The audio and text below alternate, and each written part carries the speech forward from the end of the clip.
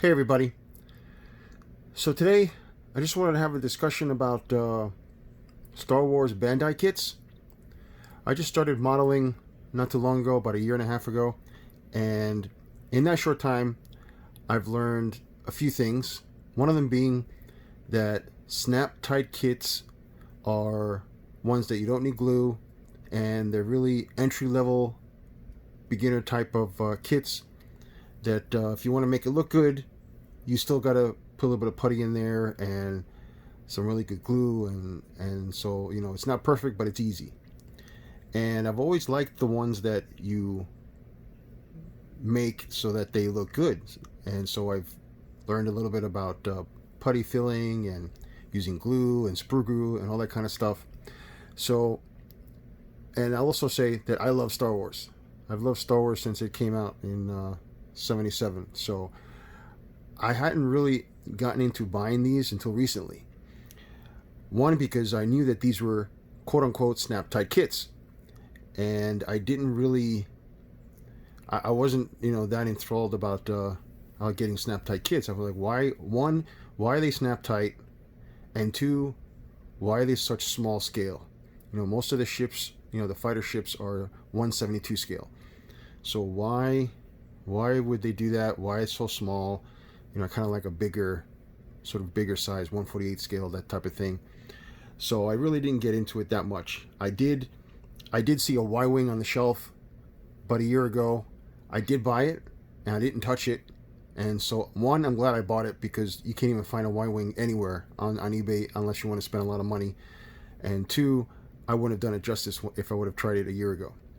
So what I wanted to say is basically these kits, even though they say snap tight, they are really, really at a high level of modeling, and it sort of takes out a few steps.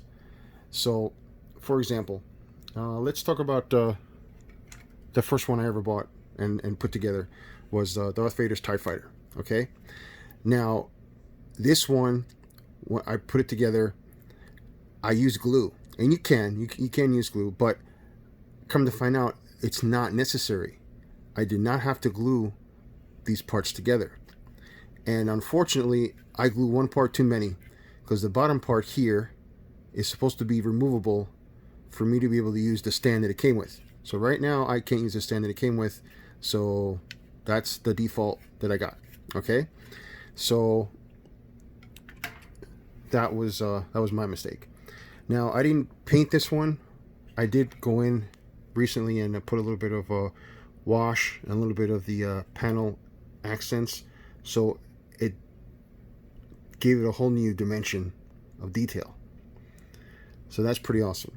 Now, what I've also found out is that these kits are put together in such a way, they're manufactured in such a way that,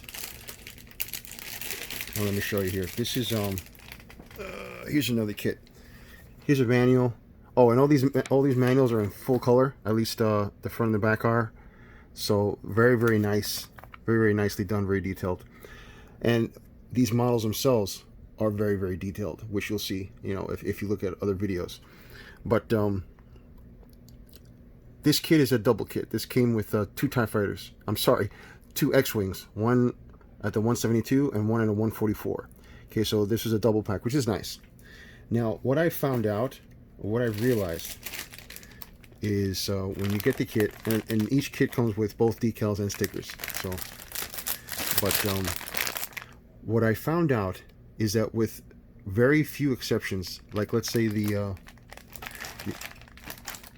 with very few exceptions, you can prime everything on the sprue, and you can pretty much paint everything on the sprue before you take it off.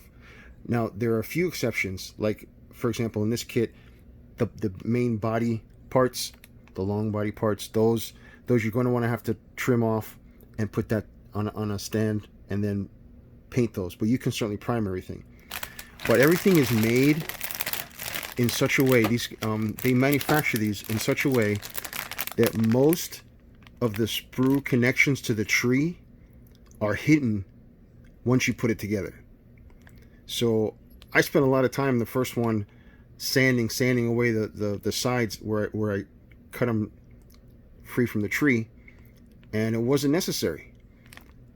These majority of these parts, those points that they're connected to the tree, they disappear inside the model when you fit it together. Now it says snap. It's not really a snap. It's more like a press and fit. There are a few spots that do snap, but mostly it's press, fit, and it stays. Most of them stay. So for example, on this one, this is the red lines on the side of the body of the kit, of the X-Wing. You can prime and paint everything on here. And then when you're ready, cut it out and just fit it in. And it works. Okay, that's what I did with this one. This is my first X-Wing, which I screwed up in many ways. But that whole line fits. That whole line, let's see if I get you here on camera. This whole line is a whole piece in itself that fits in. So I pre-painted that before I put it together. So being able to do that, having the capacity and the ability to do that is huge. That is huge. Most kits you cannot prime and paint and then cut off the sprue, because then you have to touch up a little edge. Okay, so the only exceptions on this X-Wing were the canopy, the body, top and bottom parts. Most of the other parts I just painted and then cut them off and then put them on here. So that's a huge plus. That's a huge plus. These are very detailed models, which is another reason why people like them a lot. So knowing that they're easy to paint, if you want to paint them, it's a lot easier than normal. You don't have as much sanding. You don't have any filling. There was nothing on this one, or on the TIE Fighter, or on these two ones here. They're small. This is Death Star and Star Destroyer combo kit. There was no filling of any sort. The only thing I had to do on this Star Destroyer was put a tiny bit of glue on the very tip and squeeze the top and bottom part together. That was it. Everything else just fit on there. So if you're thinking about these and you're not sure, or you're like, no, it's snap tight kit, that's for kids, no, think twice. If you like Star Wars and if you're not sure, do what I did. I mean, I started buying these because they're kind of with all this pandemic stuff, they're not shipping out as many as they were out of Japan. I went ahead and I bought this kit. This was at Hobby Lobby. This was with a coupon. It was $13. I put this together in one afternoon. I primed everything, I assembled them, and then the next morning I painted them, and that's it. So take a look at. See if I can put this here without it falling, so you guys can see it. Look at that Death Star. Okay.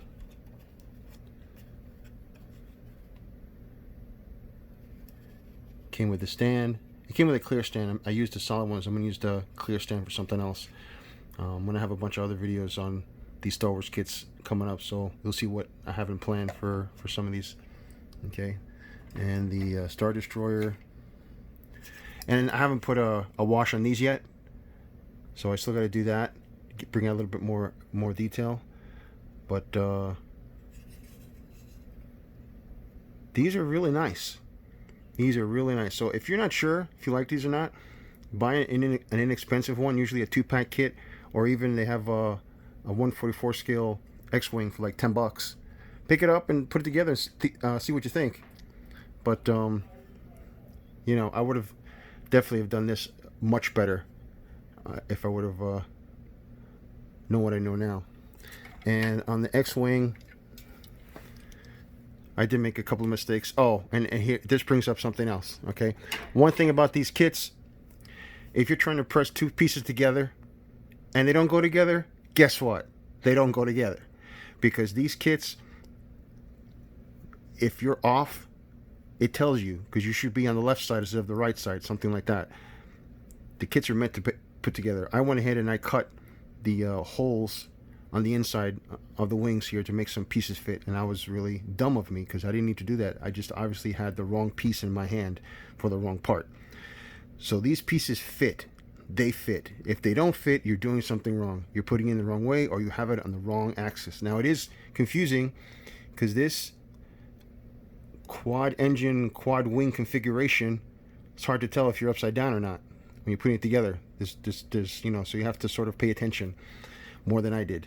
So anyway, that's my 2 cents on Star Wars Bandai kits. I started getting a whole bunch of them because I got one and I got two, and then I'm like, these are really awesome. So check them out. As you can see, that's either my wall of shame or my wall of fame. I'm not sure which, but that is most of my Star Wars stuff. And up here, a few more. So needless to say, in the next following months, you will see several of my kits being assembled, put together, and some unique ideas I've come up with by watching other guys put together. But don't shy away from these. If you love Star Wars and you like modeling, these are really, really awesome. One of the ones coming up is hopefully the Lando Calrissian version of the Millennium Falcon, and it comes with I bought an LED kit for it, and I'll go over with that with you guys. I want to build that one first before I build the New Hope one or the Force Awakens one. So, all right, guys. Until next time. Hope you enjoy this. And any questions or comments, just post them down below. And talk to you guys soon.